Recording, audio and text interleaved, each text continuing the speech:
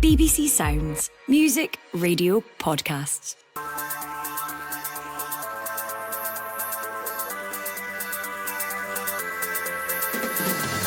Hello there, I'm Jane Lewis and this is the Scottish Football Podcast. All the news, views and analysis you need on Friday the 9th of May. And we could have a crucial weekend in the Premiership's bottom six. Yeah, fight continues. As a result, they still gave us a little lifeline. And that's what we need to grab it. But I said fight continues. Fight continues. St Johnstone against Ross County, the pick of 5 pulsating top flight matches on Saturday. And there could be a cracker on Sunday. The mentality's there. It's just making sure you bring that sort of mentality on a consistent basis. We have 3 more important games in the league and we have to do better to deserve to win games. Rangers host Aberdeen, hoping to avoid 8 home games in a row without a win. And as if that wasn't enough entertainment for you, there's a weekend full of playoff action. Here's McLennan looking to provide one for Ayr United. It's a good ball and there's the goal. And it's Jamie Murphy who sneaks in at the front post on the end of McLennan's excellent cross. And it all kicks off with Ayr against Partick Thistle tonight. The Scottish Football Podcast from BBC Sports Scotland. Well, Lee Miller, former Aberdeen and Hearts striker, is with us. So too Joelle Murray, former Scotland and Hibs defender. Both looking forward to a weekend full of action-packed drama in the football, are we? Yes, as always. Yeah, absolutely. Good stuff. Let's start off in Perth, where St Johnstone, well, only a win will do, Lee. How do you rate their chances? It would be the Great Escape, to be honest. I'm looking at the table thinking, oh, well, they obviously need to win their last 3 games and they're tough games. But Simo Valakari will have them fired up. He'll try and do everything he can, but they obviously need to hope that results elsewhere. But the first one they need to take care of is Ross County. They don't win, that's them. They're basically gone, I think. Mathematically, can they get playoff position? Yeah, I think. No, they can't, can they? If they beat, that's them. Is that right? Yeah, I think defeat and that's them away. They're relegated. Yeah. Yeah, so they must all out win, all out attack, all out win, and see what happens basically. But there's so much pressure on it, so much pressure. And I think, Joelle, some of the Saints fans last weekend were quite unhappy with that kind of apparent lack of fight against Kilmarnock. That was how they viewed it. They were a bit passive for what was a must-win game, but that I guess that's when the pressure and the nerves starts coming in. And although you want to see it in an ideal world, it's maybe easier said than done to be that way when you're fighting for your lives.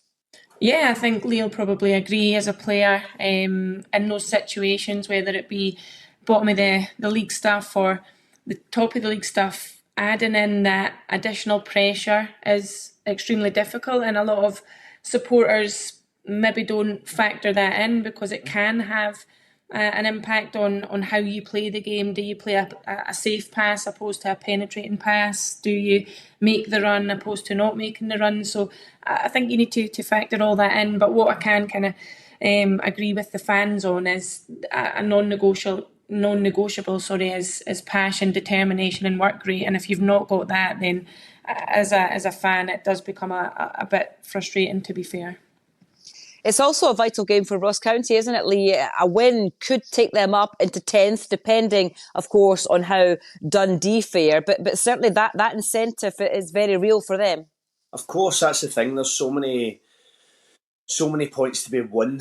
Every point is a prisoner down the bottom of the league. It really is. If you get that point, it can take you away from that pressure situation of being in the playoffs, of being relegated. And yeah, I just think with the pressure down there, and obviously me speaking from a Motherwell point of view, delighted to be out of that pressure cooker, that situation. I can go to games and actually relax now. But everybody else is playing for points, and they want to get that crucial point that will get them just that wee bit away from that playoff, because the playoffs are they're so gruesome, they're so tough to play in. So no, it'll be same for Ross County to get that, those 3 points at St Johnstone. Yeah, we mentioned Dundee there. They obviously want to try and pick up the 3 points as well. They take on Kilmarnock. Always an intriguing one when these two meet because of the relationship between the two managers, Joelle. But lots of speculation, kind of heavy speculation linking Derek McInnes with the Hearts job. I just wonder, how does that affect Kilmarnock and the players and the club as a whole when there is this kind of, is he going, is he staying kind of situation? Yeah, I think that they're probably having conversations, I'd imagine, internally, whether Derek McInnes is interested or not, whether he's given the club and the players that internal reassurance that may be happening, and those conversations may be ongoing. But knowing Derek, I think he'll be focusing on the task in hand. He won't be deviating away from anything other than getting the points this weekend and keeping Kilmarnock in the Premier League. Well, speaking of Hearts, they, of course, without their manager, Liam Fox, still in interim charge there, they take on Motherwell at home. As you mentioned, Lee, both sides are safe. So, I mean, nothing to play for in the sense that, you know, there's nothing up for grabs. But both sides will be maybe already looking ahead to next season, taking a look at players and where they need to build upon for the new campaign, will they? Yeah, I think it's one of them where sometimes you get dragged in. The bottom six obviously can be so tough. You get dragged into scrappy games, scrappy football, fighting for everything, tackles flying in, real tense affairs. I'm hoping to go to Tynecastle tomorrow and it's a nice free-flowing footballing match. I don't know if I ever get that in Scotland, but it just, with the pressure being off, I think the players can relax a little bit and hopefully try and play their style of football and want to see goals, and obviously a wee sneaky Motherwell win would be nice. As a player though, Lee, would you prefer actually if there was something to play for, or actually is it quite nice that the players can go out there and just relax? It could have, you know, kind of two different outcomes. You know, you are relaxed, so you do play some good stuff, or actually the players just don't really care about it. Yeah, or it's just a kind of dull nothing each, nobody's attacking, keeping the ball kind of thing. Yeah, no, I understand that. But as a player, as a fan, you want your team safe. You want your team safe. It's different when you're top end, when you're trying to fight for those European spots and whatnot. Then that's a different pressure. You're proper going for that. But it's the fear of relegation, the fear of getting sucked into that battle, and that can be really difficult. But in terms of going back to Derek McInnes, like he'll want to, if he is going to go to Hearts, he'll want to sign off for Kilmarnock on a real high because he's done tremendous. He's done such a good job down there. A really good job, and he's a top manager. So if he does go to Hearts, he'll want to sign off on a high, and I think he'll do that because he's a top manager, and he'll have the players fired up for those games. Hibs, of course, go to Celtic this weekend, Joelle. It's a match that you will be all over, and Hibs still a lot to play for. I mean, they've had a brilliant season since whenever that Aberdeen 3-each draw was, and they really went on that terrific run. But yeah, third place very, very much in their sights in terms of where they want to end the season. Yeah, it still is indeed all to play for in terms of that third place spot. And you're right, it's been a tremendous kind of turn of events at Easter Road under the manager, David Gray, and his support staff. It's been fantastic to see, obviously, for me being a Hibs fan. But I think the boys will go to Parkhead tomorrow with no fear. They've went there before and competed very, very well. So I think certainly the fear factor won't be there.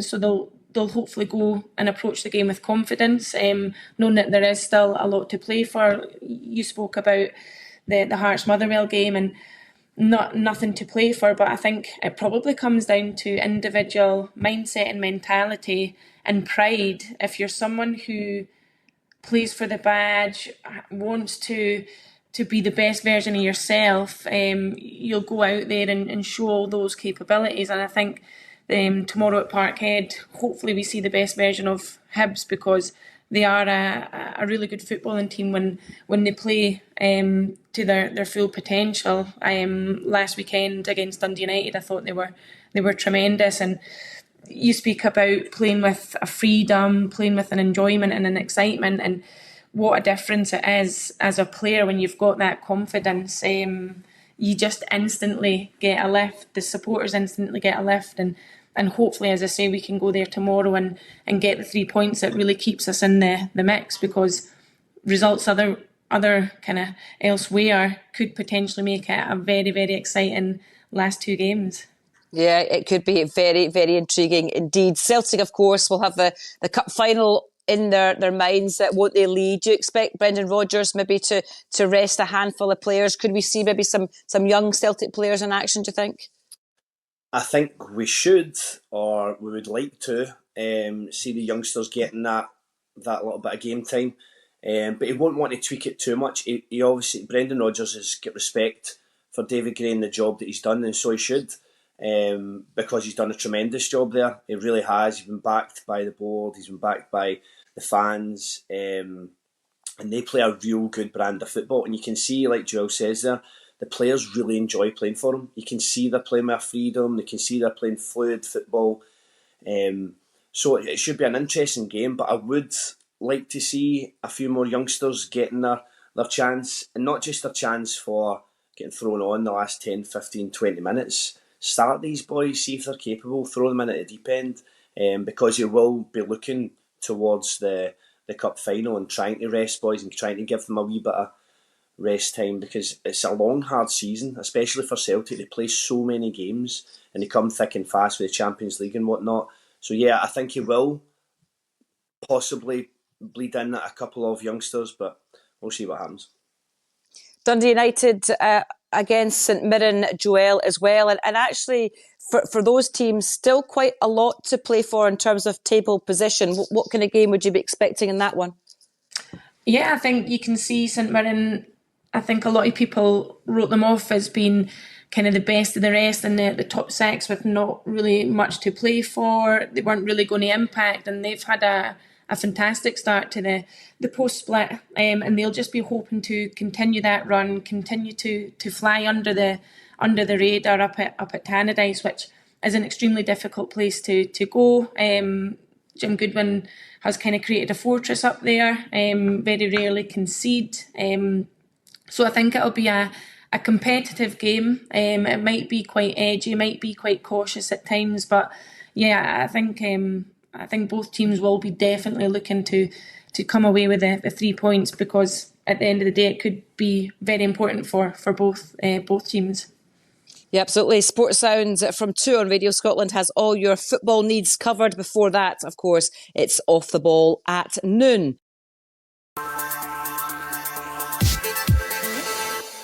Right, let's take a look at what could be an absolute belter on Sunday as Rangers take on Aberdeen. And Lee, Rangers haven't won a game in 7 at home. It's an unwanted club record, but with the season kind of over for them, we talk about how hard it is to get yourself up for games when there's nothing really to play for. But it just feels a little bit different when you're talking about Rangers and Ibrox. It's a remarkable stat, and it's one that obviously, like you said, Jane, no Rangers player, no Rangers fan, no Rangers, anybody connected to Rangers does not want that. And it's incredible to think it's went on, and Barry Ferguson will be drilling into his players. He'll be desperate for that win, especially against Aberdeen. There's such a history between the two teams. He'll desperately want those 3 points, but it's a tough ask as well. But then you flip that round and say, like Aberdeen will be looking to the cup final as well. So they might be wanting to rest a few players, but they'll know how much it means to the fans to try and get one over Rangers. An interesting tie, an interesting game it should be. But I think Barry Ferguson will want to try and, again, like Celtic, he'll want to try and put a few young boys in there and try and test them and look towards next season. To see who can handle the pressure of playing at Ibrox, because it obviously has been a massive pressure cooker for players. They've just not been up for the task, and clubs and teams are going there with no fear to play against Rangers. It's a lovely playing surface, a bowling green. They can get the ball down, and they're not scared of playing their game against Rangers this season for some reason. So it'll be an interesting game, and Jimmy Tillane will go down there with a game plan and see where it takes him. He might also go down there with a bit of a spring in his step, Joelle, because he's a contender for Football Writers' Manager of the Year. How do you assess the job that he's done at Aberdeen this season? Yeah, I think he's done a tremendous job. I think he came in and he certainly hit the ground running. Some managers need that kind of transitional period, that period where they're kind of finding their feet and bedding things in. But he came in instantly and hit the ground running. He maybe was a victim of his own success because Aberdeen fans maybe thought that was what was going to be happening week in, week out. And of course they had a kind of blip in the middle of the season, but he's turned it around tremendously well, and I think it speaks volumes for the start that he had, the fact that they're still in the hunt for third even after that kind of middle of the season wobble. So yeah, thoroughly deserving of that nomination, and I think he'll be really up there with a chance of winning it. Yeah, Lee, if Aberdeen do finish in third, Joelle won't want me to hear me say that, but and obviously they've made the cup final as well. Potentially, they could still win that trophy. I mean, that would be a really, really good season, wouldn't it? Yeah, definitely. I think if you ask any Aberdeen fan from where they were last season, where they finished last season, a really disappointing campaign. So without that major blip in the middle, if you had to spread that out throughout the season, you would be really happy. But obviously that happened at it was bad timing for them. And like Joelle says, he's a victim of his own success. He came in there and done really well to start with, where it wasn't expected because he was a builder of a team. So he was expected to build that team and eventually get success. Getting success straight away, then having that lull. But I credit to him and his staff to pick it up and turn it around and still be in there with a fight is brilliant for his point of view. Yeah, you can hear that game live on Sunday Sports Sound from 11:30.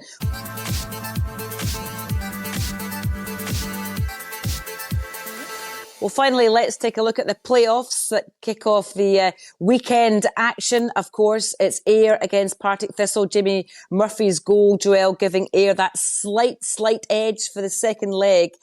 What are we thinking ahead of this evening's tie? Do the managers go for it, or do they need to be a little bit cagey? Yeah, I think it's a tricky one. I think they'll maybe approach the start of the game a little bit cautious, try and see what the other is trying to do. But at the end of the day, it's a one-off game. It's the biggest game of both teams' season, so they need to do something. They need to come out and play. And certainly Partick Thistle going in 1-0 down on the receiving end of a tremendous Jamie Murphy goal the other night. I think instantly, I think the start of the game will be a little bit cautious, but I think you'll soon see teams coming out, both teams coming out, trying to play, trying to find the gaps, the pockets of space, and ultimately put themselves into the next round of the playoffs. I think that the Partick Thistle manager or joint manager, Brian Graham, was talking yesterday about how Ayr might be maybe a little bit indecisive as how to approach this one, Lee, because obviously they do hold that lead and that could maybe be to their advantage. Would that be something that you would concur with, that kind of what do Ayr do and whether that maybe has a bearing on the game?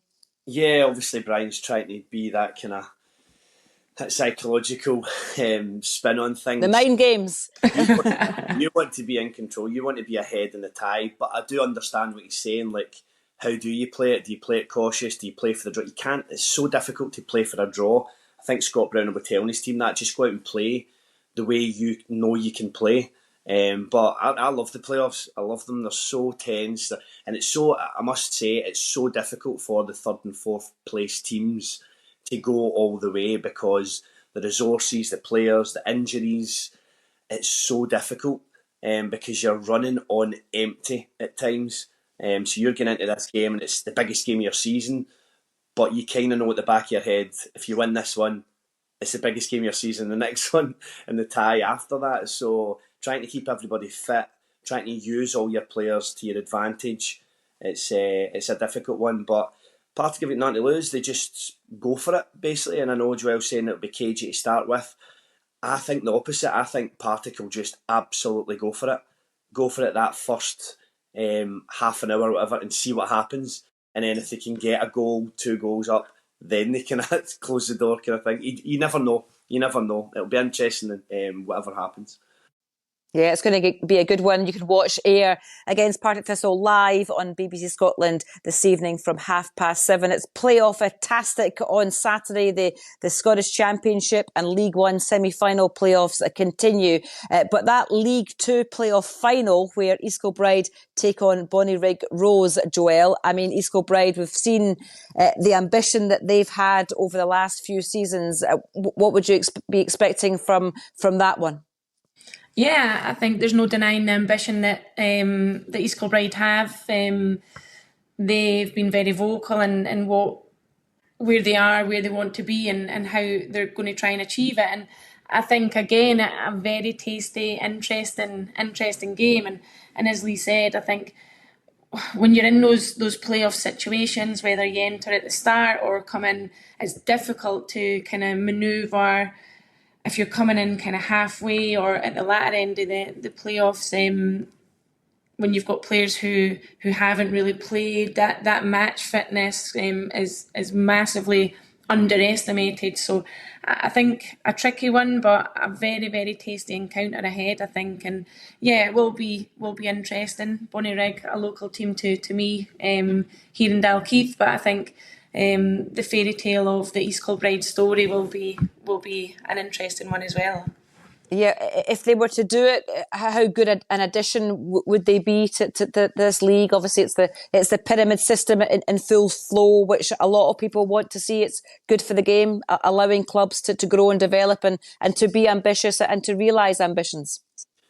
Yeah, definitely. I think it's been they've not made it. It's been really difficult for them over the past year, and they've ploughed a lot of money into East Kilbride, the owners. And I was there for a brief spell, and I know a lot of people behind the scenes, and they've really given everything to try and get East Kilbride into the Scottish League. So I think they would be. They've got real ambition, and they're not shy about saying that. So no, I think they'd be a real good addition to the Scottish Leagues, and I think they would go again if they did get that place in there. I think they would try and strengthen again, and they would try and go and they would try and climb up the leagues, and I think it'd be good for Scottish football. Yeah. Just finally, Joelle, it's a significant weekend, or it could be a significant weekend in the SWPL, that the top 2 face off. Hibs take on Glasgow City, and then Celtic against Rangers, and a Rangers win would firmly put them back in the mix. It's getting exciting, isn't it, this old SWPL season? Yeah, it's getting really exciting. Probably more exciting for the neutral, Jane, because these last few games, it's a little bit sleepless nights at times, but I think extremely exciting. I think the competition within the league, especially the top half of the league, has been tremendous this season, and we see it season upon season certainly developing and progressing. And I think this is probably one of the best, if not the best, seasons to date. But yeah, a big weekend for us and for all the clubs around us. And I think people are talking if this happens and if this happens, and for me, I don't want to hear it. I just want to focus on the task in hand, and for us, it's certainly Glasgow City on Sunday. So yeah, I think there may be a bit of movement on Sunday, on Wednesday, or even the following Sunday, but it just shows you how close it is. Yeah, it's good stuff. It's exciting stuff. Highlights on Monday, BBC Scotland from the SWPL at 7:30. That's all we've got time for. Many thanks to Lee and to Joelle, and thank you very much for listening too. Remember, we're here with new episodes of the Scottish Football Podcast, bright and early every day. So to make sure you don't miss out, subscribe on BBC Sounds and have your push notifications turned on in your phone. Enjoy your football over the weekend. Bye-bye for now. For everything you need to know about your team this season, download the BBC Sport app. All the latest news, goal updates, stats and scores, and insight and analysis. Just select your club to get the biggest stories and best content at your fingertips. What a result. Download the BBC Sport app for everything you need to know about your team this season.